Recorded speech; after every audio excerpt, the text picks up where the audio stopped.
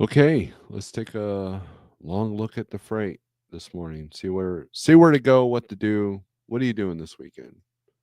We'll talk about it right after this. Stick around.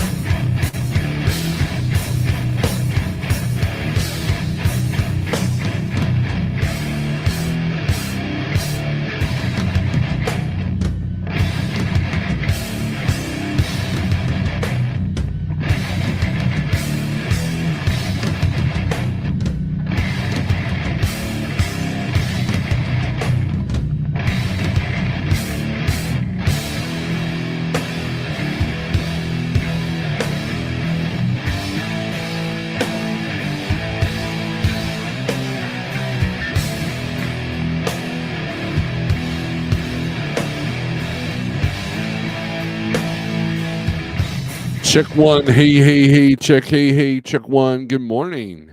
How are you? I am fine. It's Friday. The last Friday of the month, March 28th. Man, this week has just flew by. It's had some challenges both in the trucking world and in my personal world, but we're here. We're going to survive. We're going to go through it. And we still got a pretty heavy weekend that I got to get through. So anyways, been thinking about that as we start off our morning. Monday was just insane, and Wednesday that I normally go live, just it wasn't going to happen either. But everybody's booked. Everybody's hopefully, knock on wood, like how the camera. I switched my little system here a little bit, so my camera is like more shakier and all that. And I'm still proud of my professional backdrop, right? My professional backdrop. I also put out one of them. What do they call those? Recorded videos. Recorded videos. I put out one of those, and it's funny. Someone commented that the windshield of the truck taking the video was cracked. No, that's the CB antenna. He's one of those guys that has the CB antennas that go forward because he's pretty much got a good radio on that truck. You remember CB radios, right? You remember those things? I encourage you, if you are a truck driver, or even if you're not a truck driver, I encourage you to have a CB radio because they can be safe. CDN, I see you in here. We will still have our conversation. Um, we'll see what happens today. We're gonna go see the tax man, so there's that. And then tomorrow I'll be traveling, but maybe during that time we can have a conversation. But anyways, hope all is well, and I hope you're being profitable or at least enjoying the scenery in front of you. So uh, it's been a bit of a struggle this week. This is this is one of those times. This is one of those weeks where I kept losing loads over 50 to $100. Like people are just pulling the trigger on things without even negotiating. And when I see that, usually that's reflected in the trend lines, and we'll get to that here in a minute. Speaking of CDN, let's take a look at his email here.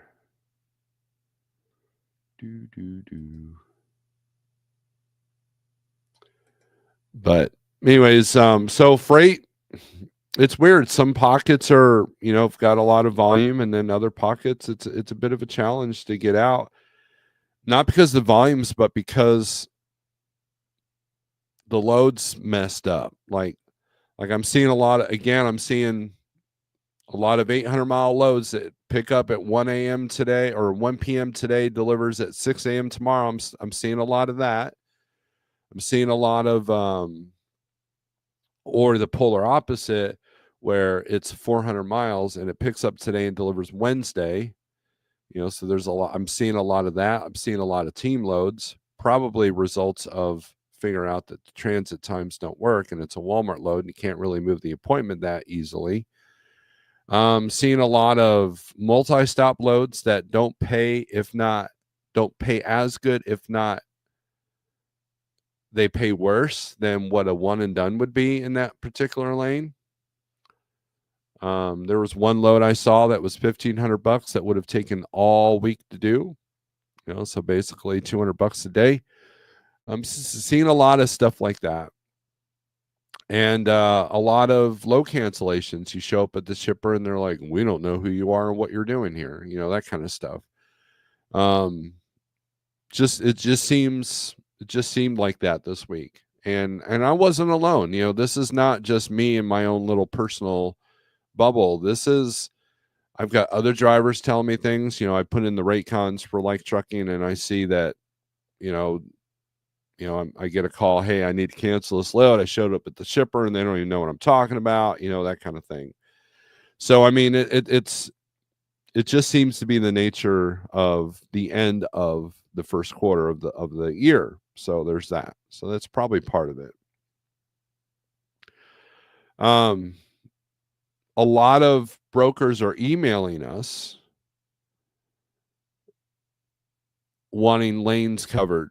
A lot of brokers have quoted whole entire lanes, dedicated stuff, and now they're trying to find the carriers for it. They're trying to keep the stuff from hitting the low boards.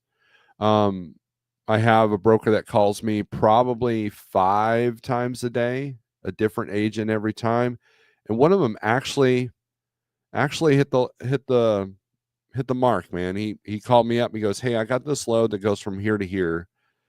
It's got 2 stops. And I'm like, huh, okay, where's it coming from? And he told me the location. I was like, wow, I happen to have a truck that is delivering there at that very similar, in the radius. And so I was like, wow, you actually nailed it this time. And it was a good paying load. Had to negotiate a little bit, but we got some good money out of it, especially out of the area that we were coming out of. So, and also, if you have not been paying attention, if you're not subscribed, go subscribe to Sterling Wheel and Sterling Trucking Delivers. He's got 2 channels, and Sterling has joined Like Trucking, and he's in Shannon's second truck, which here she is in all of her AI glory there. And I've been dispatching them. So we've been trying to find,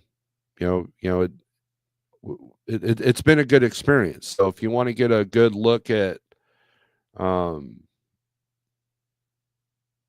it's a good channel to watch because number one, he's good at his craft, but also because he is, basically having to re-enter the trucking industry and, leasing a truck and figuring out navigating this market. I think it's a good learning experience for some people, maybe not, so, but take a look at it. And, but yeah, that's go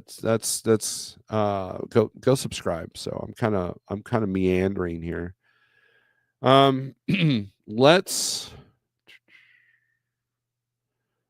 Let's go over a little bit of a spot report here that I get sent every week. Before I do that, there's because of my algorithms being off, I've got 5 people in here. So let's say hi to these 5 people. WCF Invader, hope you're doing well.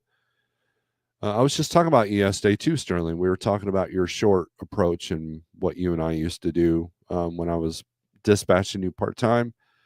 TK, hey now, how's it going, TK? How's it going over there at where you're at? Gary Cook, good morning, everybody.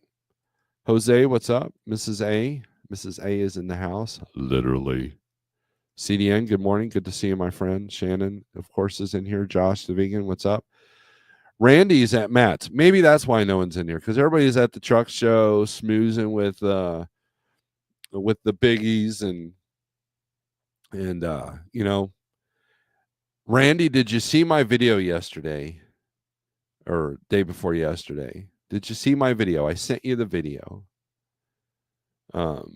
Here, I'll even play it. So let's let me see here.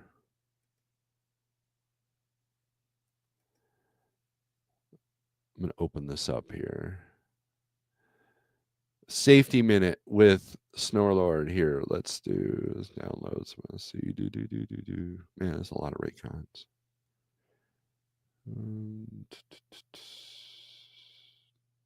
Let's see. Let's go by type here.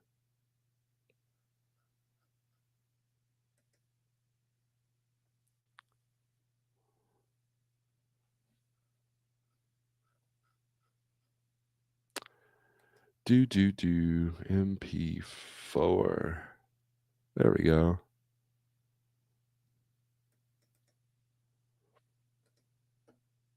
All right. Let's see if I got this up still. Okay, that's not it.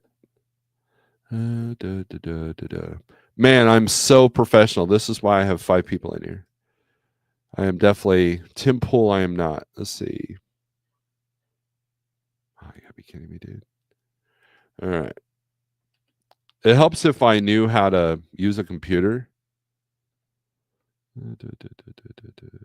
Garmin, that's it. That's the one. All right.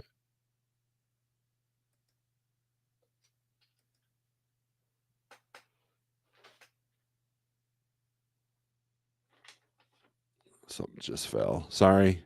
Man. Yeah, there it is. Allow. So this is that video that our driver put out. He was in a traffic jam. Randy, did you see this video? Yes, that's not right. Yeah. Boys and girls, don't do this. It's not a good look, right? It's not a good look. I understand it's frustrating. And they were getting everybody off the interstate, so it's not like they were going to be in that traffic jam that long. And I get it, we've got pressures and all that stuff, but so that's that's no bueno. No bueno, right? No bueno. So all right, let's get rid of that. Sorry, that took longer than it should have. DIY, good morning. DIY Semi is in the house, as CDM would say. Yep, that's not right. It's true. It's true. Is Matt's a good place to buy a seat? It's a good place to try out seats, right? I remember one of the mats. I was there, and I'm trying to remember the name of the brand, but I sat in the seat, and the guy's like, give me all this. Oh, it does this, this, and this, and this, and this. I'm like, okay, cool. How much is it? Well, it goes this and this. I'm like, dude, how much is the seat? It was like $2,800. I'm like, okay. And I stood right up. I'm like, yeah, I'm not buying a $2,800 seat. My ass ain't that precious, right? So, but yes, it's a good place to try out seats. And then, but would I buy one there? Then you got to lug it around. No, I would just because you got to get it put in and all that. But no, it's a good place to try out seats. So it took 8 months to verify, but I made the right choice, changing careers. I haven't been this happy since started trucking. Well, good deal, man. I'm glad you found your happiness. I'm glad, because it's important to find joy in this life. It really is. If you don't have any joy, then you're kind of missing the point. It's good to, you don't want to be addicted to comfort. You want to be able to struggle at times and really appreciate the struggle, and how it teaches you, but also you need to find joy at times. So Gary says that could have been whole lot worse. Yes, that is absolutely true. No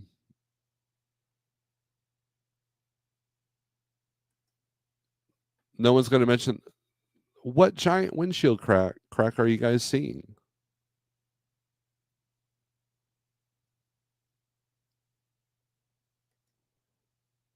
It's a CB antenna. How much would you spend on a seat? I'll install it myself. My seat is wore out, causing some L4, L5 issues. I believe the last time I bought a Legacy for the Kenworth, and it was, I think all in all, it was about $1,500 installed. And looking back, I should have put one of those air chucks. One time, those air chucks that you hook up to your seat, to blow out the cab. I tried replacing one of those myself, and I almost stranded myself in the middle of nowhere, Illinois, because I lost all my air. But luckily, the forklift mechanic had a couple of fittings that helped me, and I was able to, build air and get that fixed. But yeah, that could have been a bad day. So, but anywho, let's take a look. Let's put this on the screen. So as we can see, our overall market is loosening up a little bit. Van market is soft. Check that out. Reefer market has loosened a little bit, and flatbed market is in the neutral zone. So that means that flatbed is picking up a little bit. I was talking to DIY, speaking of him, and we were talking about finding freight for the trucks and all that, and and talk about our struggles, because he's in the reefer world and I'm in the flatbed or van world. And we both have our struggles and good areas and bad areas. And so it's good to talk to people when you're struggling, and figure out this is what I'm seeing, this is what you're seeing, that kind of thing. Those are important. Let's see. Was that last seat you bought before inflation was insane? Can someone still find one in that price range now? You can, but it won't be as comfortable. But yeah, that was before inflation, right? SST, what's up? Lance, CB antenna is creating a blind spot, which is dangerous on the Karen's truck. How does the CB antenna create a blind spot? That's crazy. It might create a blind spot on the camera, but it's not. And he wasn't being a Karen. He showed me the video, and I thought, wow, that's dangerous. So anytime that I can pick on Landstar, I will, right? So let's see. All right. So here's our national spot rates. According to DAT trend lines, we're at $1.99 a mile in van. So we've gotten below $2. So to give you an example of, this is not normal per se that I've seen in the past. Usually it's February that's the lowest, and then March you start seeing an uptick, but that has not been the case this year. Flatbeds at 252, so we're finally getting some relief there in the flatbed world, which is good. And then look at reefer. Reefer is definitely on the downward trend, just like van is. More sharply than, they went from 235 to 227, whereas van went from 202 to 199. Only a 3 cent drop. Van is, or reefer's a little bit more. So Oh, there's that. Let's see what else. Best moving lane and best improved lane, I guess. Little Rock, Arkansas to Houston, Philadelphia to Winchester, and then Columbus to Rapid City, Michigan has declined. I've noticed that myself because I had a truck up there, and then Atlanta to Cleveland has gone down. This is before for fuel, by the way, I think. So let's see. Where's outbound tender volume?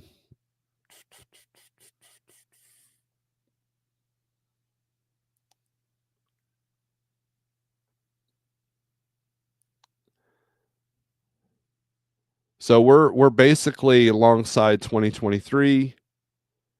Takeaway is that capacity is significantly tighter than 23 and 24, so that's good. That's good news for us. Rail intermodal volume compared to the truckload for the last 12 months.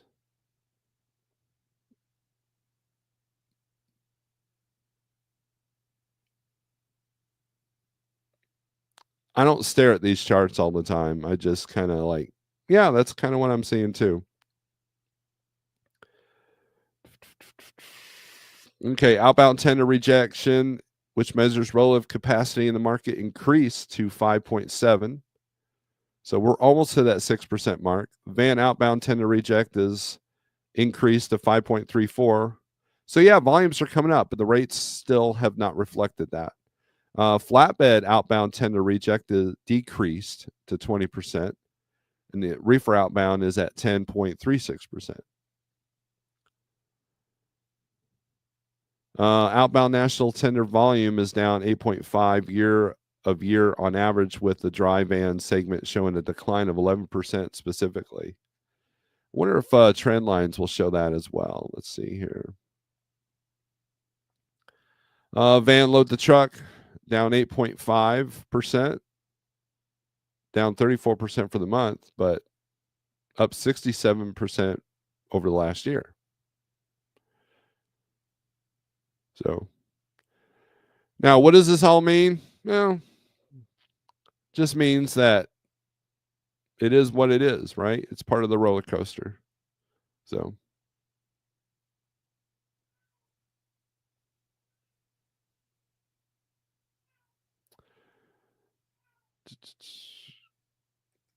we'll watch replay. I have to go shovel snow. Big snowstorm here where I live. Dang, man. It's almost April. Chicken lights and chrome been greatly affected by inflation. Yeah. Josh Savingan, that's a good workout, CDN. Desert Pam, good morning. I would like to know what truck drivers never turn across oncoming traffic, done it hundreds of times. Yeah, in places like Jersey, but on the interstate, it's an illegal U-turn. However you want to put it, it's an illegal U-turn. It's for emergency vehicles only. And I've seen trucks get stuck. I've seen that cause accidents. I've seen cars jump in front of semi trucks to try to get to that little U-turn thing and then get crushed. Right? There's videos of that. Right? I'm just stating that was not a good look for that particular situation. I'm the safety manager. If one of my drivers did that, they would be fired. So, there's that.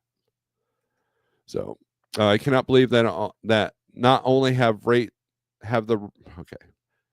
I cannot believe that not only have the rates not improved. How many negatives can you put in a sentence? They have gotten worse since the last summer. My heart goes out to everyone. I can't imagine how hard it is to survive this market. In the stuff that you've been doing, or you were doing, Don, it's about the same. There's it's a moving target. Since you kind of only ran a small section, like imagine the whole United States, you utilize 2 states, right? And so market trends really affected you more, whereas somebody that can go anywhere, anytime, and adjust, adapt, and overcome. It's been you kind of follow the money, you kind of follow the trends, you kind of follow, okay, the Southeast is alive because, the Baltimore Bridge went down. So I had a lot of trucks going in and out of Georgia making good money. And then at times, the Midwest slows down. So we go Southeast or we go Northeast. And then I've also insulated ourselves a little bit by getting some dedicated freight that some brokers have that don't hit the low boards. That is one of the keys of these relationships, right? The stuff that Sterling did this past week fit our needs because we had a very limited scope that we could work in, and so we did the best with what we had because the truck needed to go back in the shop. When I look at the numbers of all the drivers that I dispatch here at Like Trucking, because I don't dispatch outside carriers anymore, the ones that are flexible and the ones that know how to manage their clock do the best. And I'm talking like sometimes a 40 to 50% difference in between two trucks' revenues simply because of how well they manage their clock or where they're willing to go. And so my process is to be able to adapt to any market, because the market is always going to fluctuate. The market is always going to fluctuate. It's the spot market. It's just like in your stock market, you have stocks that are pretty steady, slow and steady, all the way across. And then you have the big spikes where people can become millionaires or bankrupt overnight. And so in the spot market, if you don't like the roller coaster, if you don't like the rates are always going to change. There's usually about a 3-year cycle. The first year, rates are in the tank, and then they slowly come up, and then there's a peak, and then they slowly come down. Right? And what the brokers and the shippers want is they want the steady Yeti. They don't want the fluctuations. And that's pretty much what you sign up for when you enter the spot market. Now, are there different ways of making money in truck? Absolutely. Most of trucking, most of the freight, most of the freight that's moved, most of the deals that are made, they're made on the golf courses, they're made at the dinner meetings, they're made at mats. They're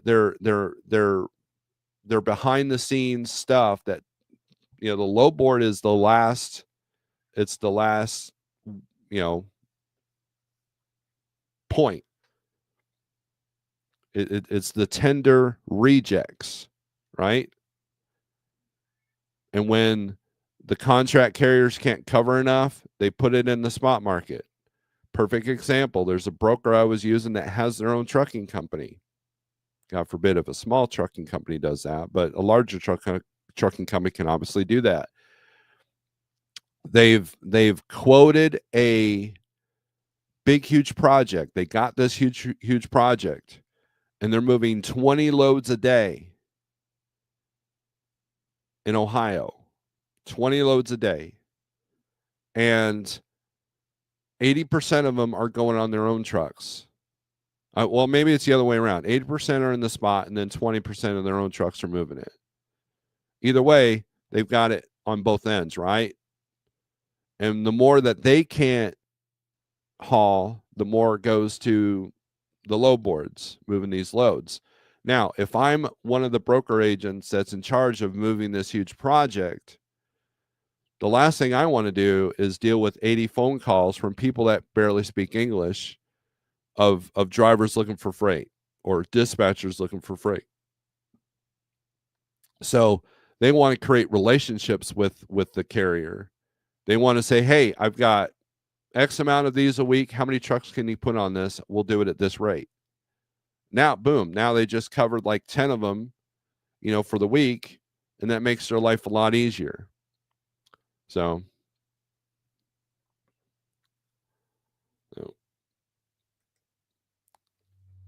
Many cross traffic 4-lane highways have 65 speed limit or higher. That is true, but that's still an illegal turn.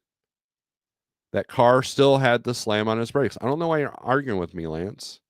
I like you, Lance, but you know, I mean, it's done. I put out the video, and it was a warning to these new people in the trucking industry that may think that that's okay.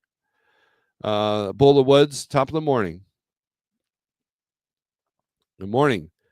If let's say that company that went across the median, let's say that caused an accident, that's enough to shut a carrier down. Like, it would definitely take out a carrier like us, right?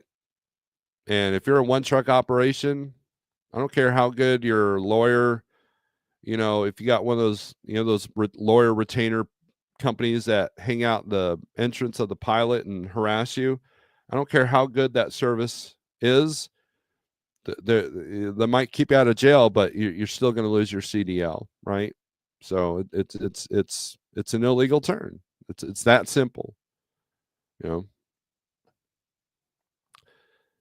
So so so Don, it's not that rates have not improved, because they have in a lot of areas. A lot of the stuff you were doing is paying a little bit better now, but at the same time, everything's shifting. It's kind of like whack-a-mole. It's like, you conquer one area, and then something else pops up, or you figure something out, and then it falters, and that's the idea of the spot market, right? And so some people enjoy the hunt, some people don't. So I enjoy the hunt, and when I was running my truck, it allowed me to make choices that were good for me. And if I had to work a little bit harder, I had to work a little bit harder. I was looking for my coffee. So cheers. Cheers. All right, let's take a look at the hot market maps here. Load availability. This is the 123 load board. 48065 is the code. If you want to try it out for free for 30 days, that way you can call me an a-hole and say that I'm wrong on everything, because sometimes I am. So, a lot of red out west, of course. Texas is green, but you're not getting good rates going in or out. Let's take a look at our Texas rates.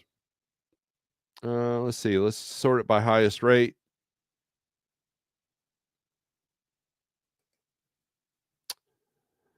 This one's going up to the Canadians, so we'll just take that out. We got several. I've been seeing a lot of freight going into Canada. So 4,200 to go to Washington. Texas to Washington, $1.84, $1.81. Here we go. Here's something that's hitting $2. Swedesboro, New Jersey. Let's take a look at this one. Picks up today, delivers Monday, 10 a.m. Let's see. From Laredo. How many miles is this? 1811.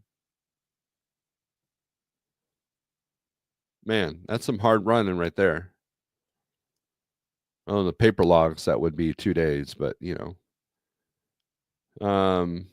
rate's higher than it normally is. It's been as high as 41. Let's take a look at the only $108 in tolls. So you're going through Memphis. You go through DC. Yeah, so I mean it's this might be a good way out of Laredo. I'd probably negotiate a little bit more, at least get those tolls tagged onto that. And then you're looking at some hard running, so your fuel mileage is going to be kind of crap. A lot of stuff going. Here's one, $2.51 a mile to go to Homewood, Illinois. Let's take a look at this one out of McAllen. Hazmat. That's why it paid so well. So a lot of hazmat loads on the spot market here lately. 319 to go from North Lake to Tampa. 319 a mile, $3,500. This is another hazmat load.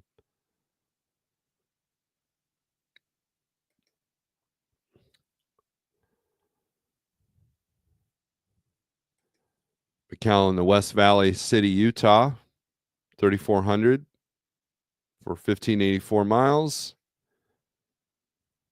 Does not say hazmat. Yay. What's the weight on this? 41,000. So you're going to burn fuel on this one.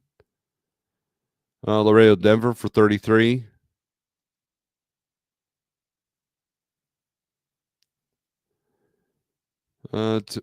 Actually, it's not some bad rates coming out of here, to be honest with you. Far, Texas to Randleman, North Carolina, 212 a mile.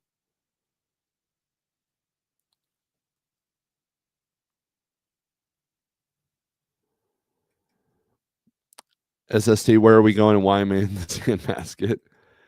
It's also illegal to take 2 lanes when turning, but you got to do what you got to do. That's true. Only time I've done that is when the cops told me to. 79 was shut down. Right. In a situation like that, yeah. In Arkansas, it is illegal to pass without honking. Missed that one on my driving test when I was 14. Yep, 41 years ago. Man, I wonder if there's any divorce lawyers that specialize in trucking. Or marriage counselor. Yeah, that's trucking is hard on a marriage. Absolutely. Summary: a lot of brokers had their freight changed, so we all started dialing for dollars, cold calling. Shippers taking advantage of shop market for lowest rate. And I can see that because a lot of times the brokers are telling me that the shipper won't give us any more money on this. And the next thing you know, the load gets delayed and delayed and delayed. Shippers are looking for ways to reduce supply chain costs down to keep their end retail price to customers. Shippers are turning to brokers and carriers expecting lower costs. This trend will continue. Thanks for your explanation, Lord of Snores. Any accident could shut a carrier down. Werner text a couple of years ago, no fault of a truck driver, but 500 million or so against Werner just for being on the road. That's true. That's true. That is true.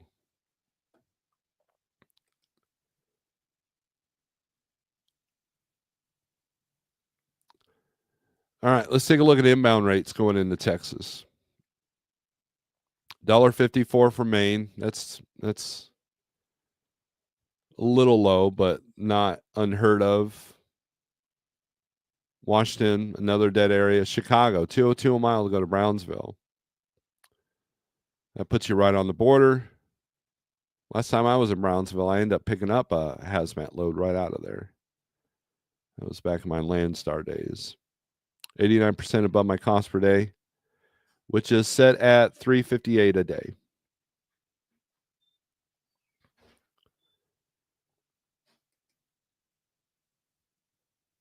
Let's see. Chicago to Laredo. A lot of border town stuff. Canada to Fort Worth. Not great. Wisconsin to Texas, 208 a mile. So they're paying a little bit better to go into Texas, depending on where you're at. So that's good news.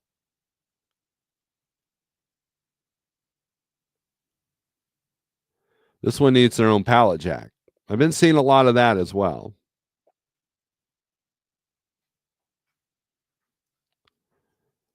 You need a pallet jack or a lift gate. A lot of nursery loads are popping up now, as far as plants. $1.10 come out of BC there. Chicago to McAllen, $1.88. So that's a lot lower than what was posted up here. That was 202 a mile.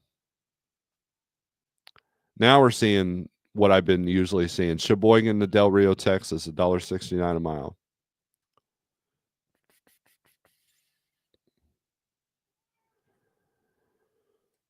All right, let's take a look at Missouri.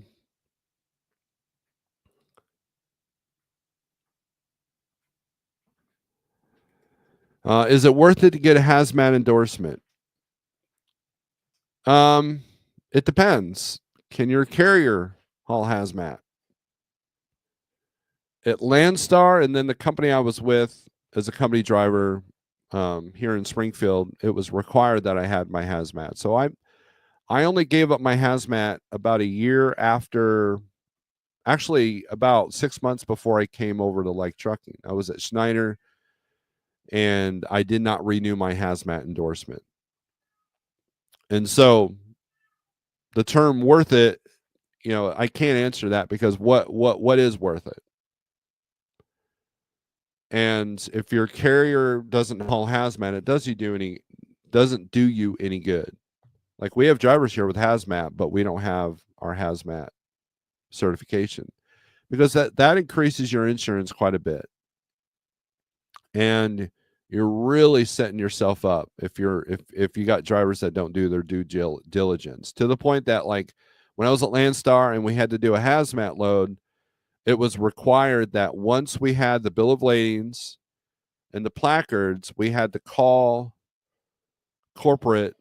There was a special hotline for the hazmat loads, and then we had to make sure they wanted to make sure that the paperwork was in order, that we had the correct placards, and 9 times out of 10 we didn't. And so there's hazmat can be incredibly complicated if you don't know what you're doing. So I remember there was one load that I was picking up, and the person from Landstar and the shipping clerk were at a shouting match on speakerphone as I'm just trying to get my load out of there. And they finally end up changing the placards on that. And then load securement. Are you good at load securement? Because I guarantee that if you have barrels of hazmat, like 55-gallon drums, and they're not in there right, and you have a hazmat spill because a car cut you off and you had to do a maneuver or whatever, that could be costly for a company. So to me, is it worth the risk? If I was a company driver and we had a good regulatory system, yeah, I think it would be. But it was worth it at Landstar because it allowed me to do the freight that a lot of people didn't want to do. Fireworks were kind of my jam. I loved fireworks because they're multi-stop, and I was used to stopping at railroad tracks. That's a big one that a lot of people forget. They kind of space it when they're doing a hazmat load, and because of my school bus years, but also I made more money that way. And a lot of times, one of the things I did was empty totes. They were light, load securement was easy, and they were placarded because of what they had in them before they were empty. So it's kind of like an empty fuel tanker still has to be placarded. So that made me a lot of money too. Now at Schneider, I never ran a hazmat load, even though they had them on occasion, because they really didn't pay more for those. But you got to be on your game. Like one time I picked up a load.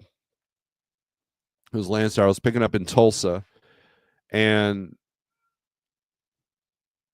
I'm looking at the paperwork. I'm like, yeah, this is hazmat. Okay, well, now what do we do? Like, shipper had no idea. I was like, well, we need placards. Oh, okay, I can do that. I'm like, okay. She literally like went to her photocopier machine and made placards like this small. I said, no, ma'am, this, I had to like Google a picture, like, no, this is what I need. Like, oh, we don't have any of those. Well, you, the shipper, are supposed to supply them. And they end up having to take me in their pickup truck to the Flying J and get some placards. So I mean, you really got to be on your A game to haul hazmat. And my suggestion is do it with a company that's trained in it and is bonded for it in the whole 9 yards. So having all the endorsements is a great idea, even though, and I agree with TJ, even though I don't have my hazmat. Now, could I go get my hazmat like that? Yeah. But at this point in time, I'm not even driving, so it would be kind of pointless. So Josh says Schneider has the same check call for hazmat. That doesn't surprise me, as safety oriented as they are. So Tanker endorsement can be worthwhile if there are totes with liquid in the areas you run. If you run hazmat, you as a carrier need to have a very solid checklist. Yes. Tank endorsement, I believe everybody should have, because that can get you some more money. And sometimes I take that for granted when I'm booking loads. And I have to have a notebook that on each driver that says whether they have tank endorsement or not, because there's a lot of drivers out there that don't have their tank endorsement. You know, if you're hazmat endorsed, you have to be willing to leave a shipper when they don't have placards or proper documents. Have TONU fees in writing before accepting a hazmat load. Shipper don't often know. Right.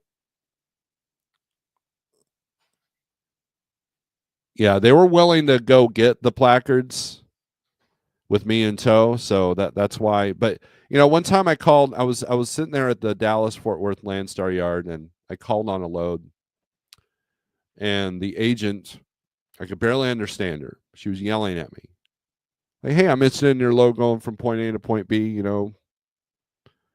Placards." I'm like, what?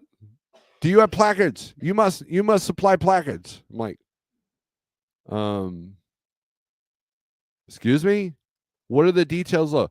Pick up at 9, deliver next day. You need placards. I'm like, no, the shipper is supposed to supply the placards. She's like, no, you supply. All right, thank you. Have a good day. Click. It blew my mind. And I'm like, yeah, this is why Landstar has this special special section department that makes sure that the shipper and the driver are doing what they're supposed to be doing, right? Shannon says hazmat is worth it. My opinion, it's more risky than people realize. Yes, you got to really be on your game. No mistakes. That's true. Steve is 100% correct on his advice around hazmat. If you're a small carrier, you need a hazmat consultant on retainer so you can call anytime for advice. Big carriers have safety teams. For the carrier, it has a ton of risk, so it may not be worth the risk for the carrier. That is correct. So, like I said, Schneider, Landstar, if someone said, Steve, you got to go back to driving a truck and you can't be at Like Trucking and you got to go back to Landstar, I would have no problem getting my hazmat certification. But I would probably, if I had to get back in the truck, I would probably look for a hazmat company. If I didn't want to run the spot market and do the things that a lot of people don't want to do. So I'm curious of the small carriers that run the spot market that do hazmat. More likely Landstar is going to grab these hazmat loads from these brokers that you see on the load boards. So Shannon says CDN, yes, exactly 100. All right. I'm glad somebody agrees with me. So, all right, let's go to we're in Missouri now, right? So 253 mile, Hazelwood to Olive Branch. That's St. Louis to Memphis area. Not a bad lane, $800. Short haul rates have come up a little bit in some areas. The range is 822 to 983. So you probably get this for 9, depending on the circumstance. What's the date on this? Oh, April 8th. Probably not. That's way too far ahead. St. Charles is Caledonia, Michigan. This is PLS. This is these shopping cart loads that they do. I got several of those. Perryville, Missouri, Oak Creek, Wisconsin, another $950 day. And it puts you in Wisconsin. How many loads are out of Wisconsin? Quite a few. 110. 316 out of Oak Creek in and of itself. So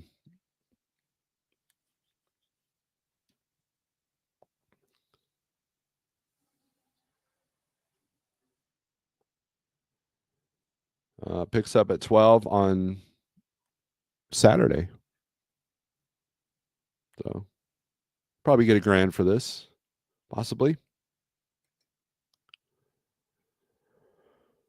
Joplin to Temple, No rate posted. That's another shop. Well, that may not be shopping cart.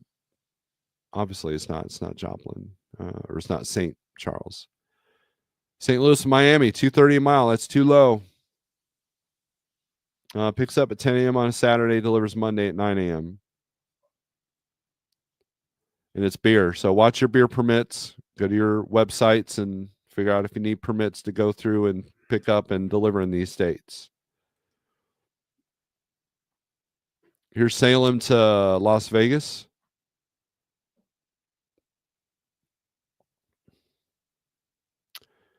$1,500 miles, no posted rate. Looks like it's running anywhere around 34 to 2,700. Axle Logistics.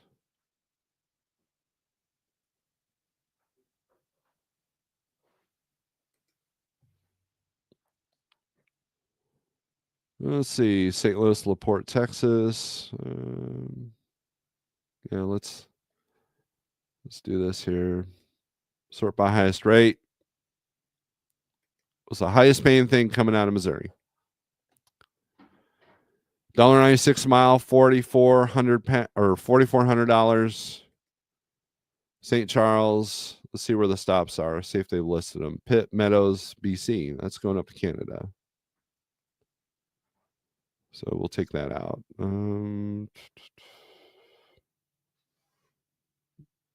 39.41 to go to Oregon. See if they list the stops here. 2 extra stops. So it depends on the mileage on these. That's actually not bad for one of those multi-stops. Because some shopping cart loads can be like 5 or 6 or 8 or 10 stops. You know, if it's like if you're delivering to like the small Dollar Generals or small Walmart grocery stores. But if you're doing like a couple of super centers, you know, those are easier loads. I used to do these all the time out of Wagner for Landstar. Here's O'Fallon to Reno, Nevada. $1.62 a mile, $2,900.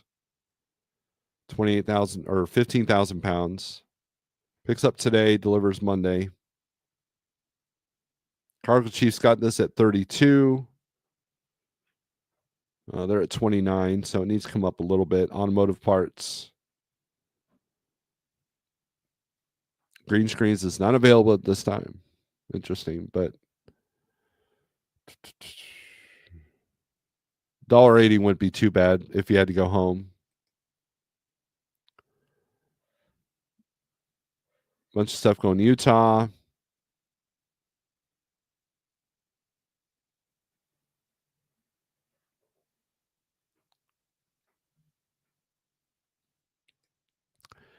Is the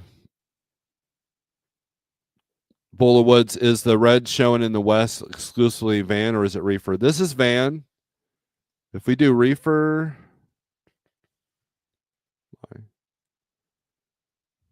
there's less red. There's more yellow. You got Arizona, New Mexico, Colorado, Kansas, Idaho, Minnesota, and Washington.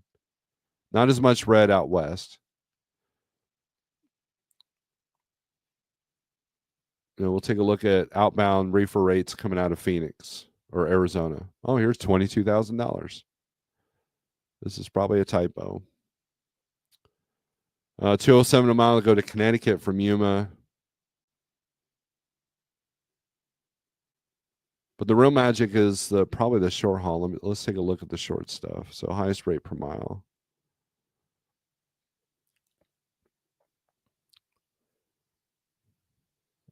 $2,700 to go to Colorado, $335 a mile. $299 to go to Sacramento, $253 to go to Dallas, $246.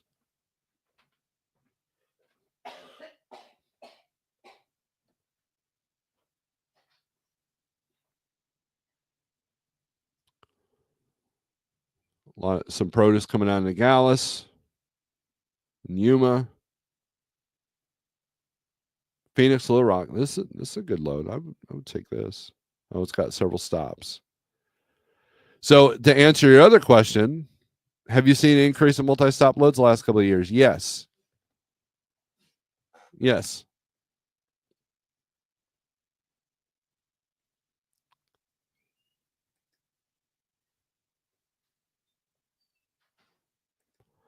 What would be a good checklist to have if you're a small carrier doing hazmat? I really don't have the memory or the time to go into that. Jerome, there's a process, and that would be like a question for the people that do that on a regular basis. Like CDM would probably have that checklist. Dale Mallory, what's up, man? How's it going, Don? Have you seen an increase in multi-site? Yeah, and so we were just talking about that. Yes, absolutely. In reefer and in van. Flatbed trucker, good morning. I'm geeked. I got a travel espresso maker from Timu. Good luck with that. Good morning, everyone. Cheap freight hauler. I-80 is pretty decent for those, or 180 is pretty decent for those miles.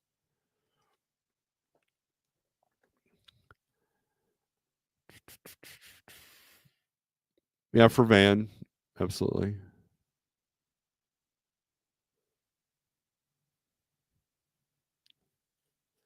So yeah, so to answer your question, TJ, yes, there's more freight opportunities in the West for reefer than van. Now, if we switch this to flatbed and step deck,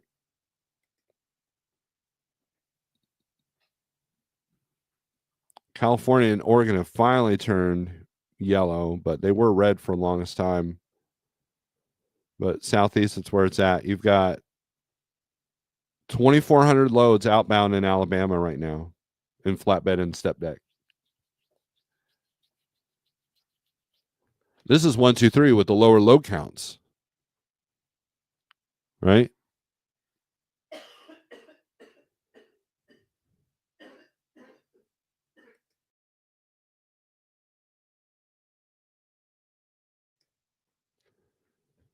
All right.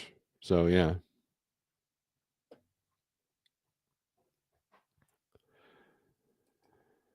All right, guys and gals.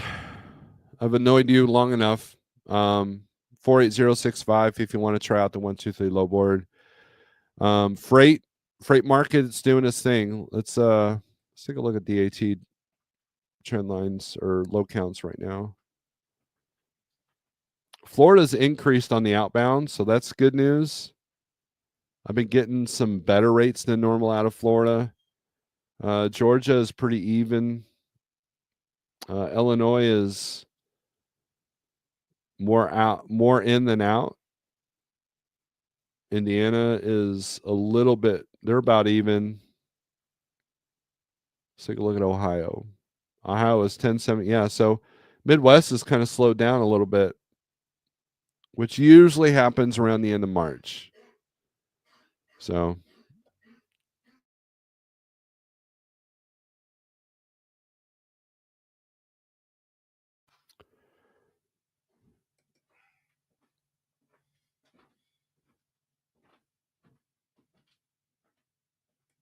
SST says I should have become a bed bugger when I had the opportunity.